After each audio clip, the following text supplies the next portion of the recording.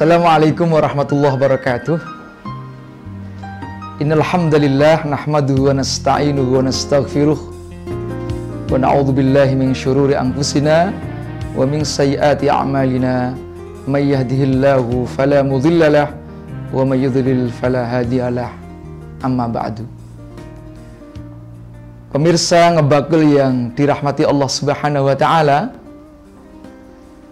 pada kesempatan hari ini kita akan membahas tema tentang anak muda. Anak muda ini disebut dengan asyabab. Kalau kita ngaji di pesantren, ada bab yang disukai oleh anak muda, yaitu bab munakahah.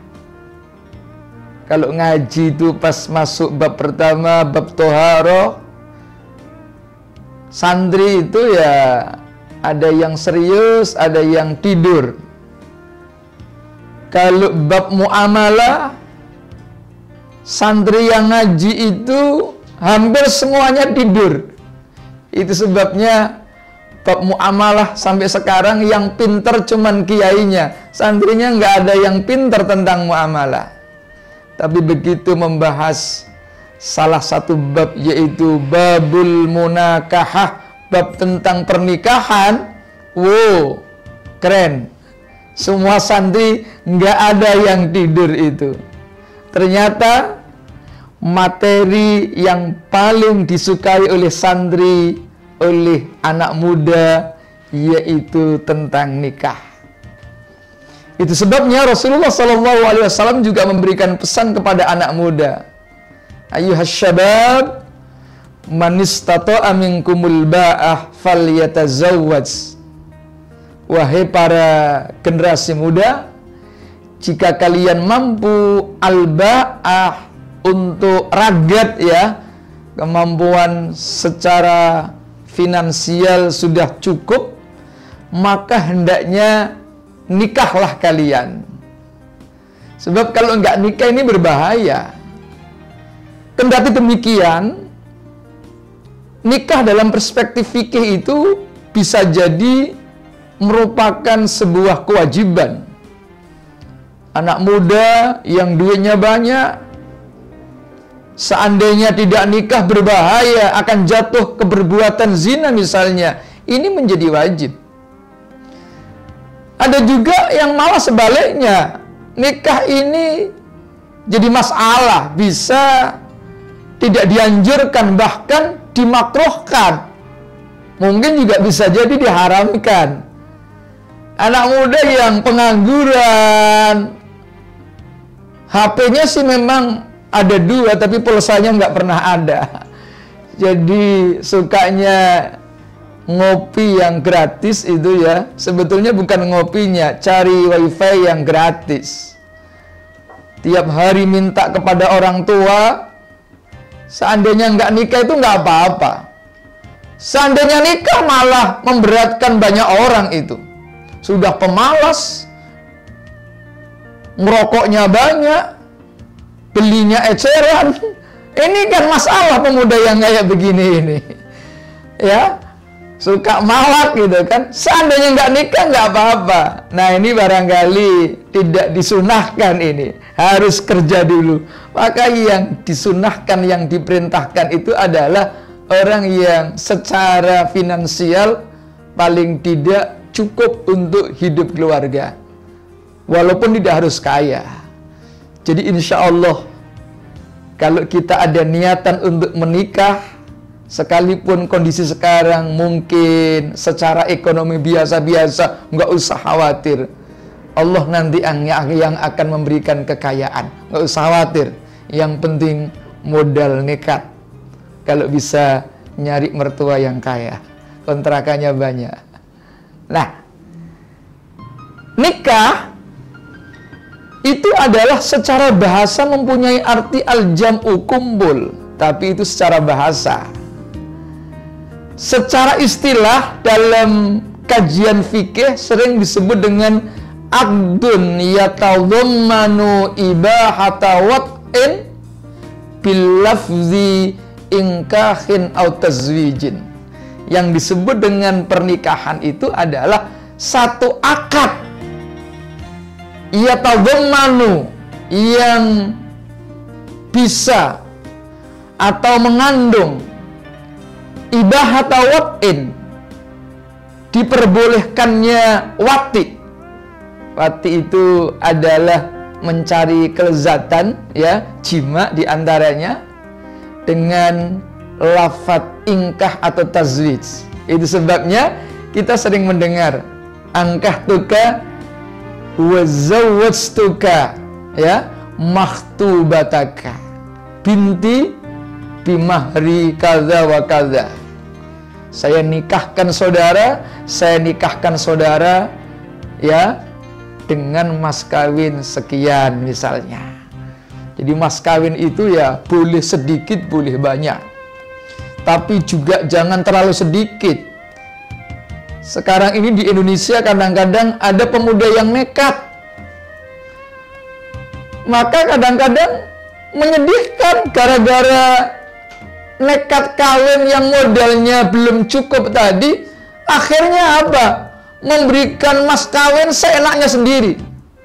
Untung saja perempuannya mau dikasih mas kawin seperangkat alat sholat, gaya sholat juga kagak, mas kawinnya seperangkat alat sholat. Dan ini ternyata menjadi tren. Bahkan dianggap orang itu hijrah kalau mas kawinnya itu apa tadi? Seperangkat alat sholat. Padahal sesungguhnya untuk menutupi kalau mas kawinnya sedikit itu.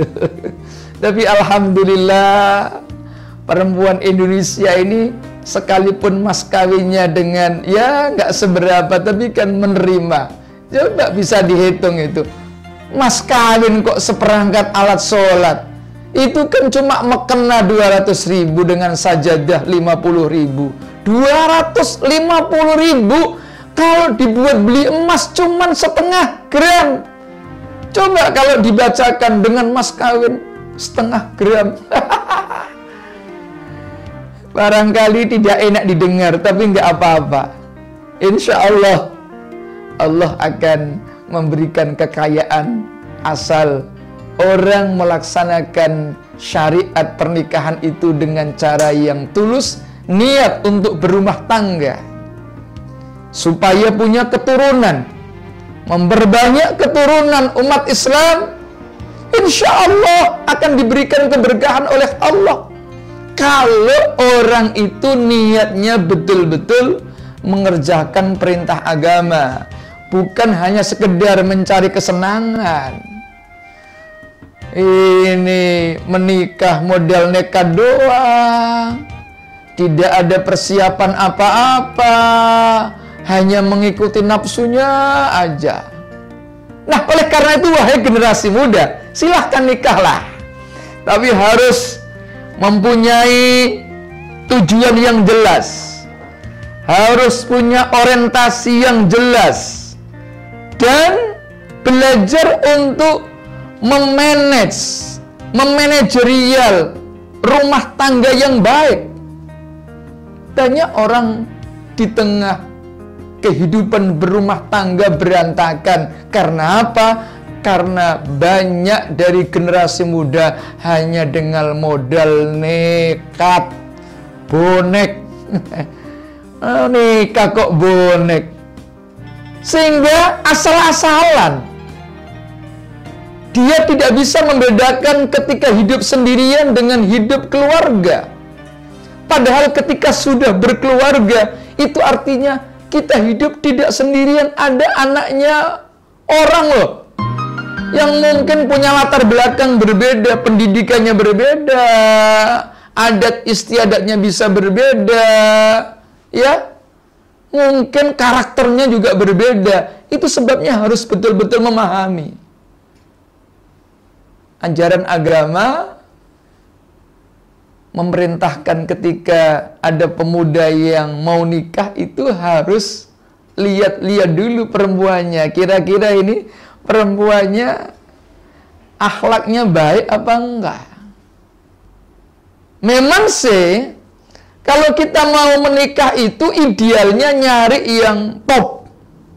Top itu kata Nabi, tungkahul mar'atu li arba'in. Hei, para pemuda, kalau kamu mau nikah, nikahilah perempuan itu karena 4 hal.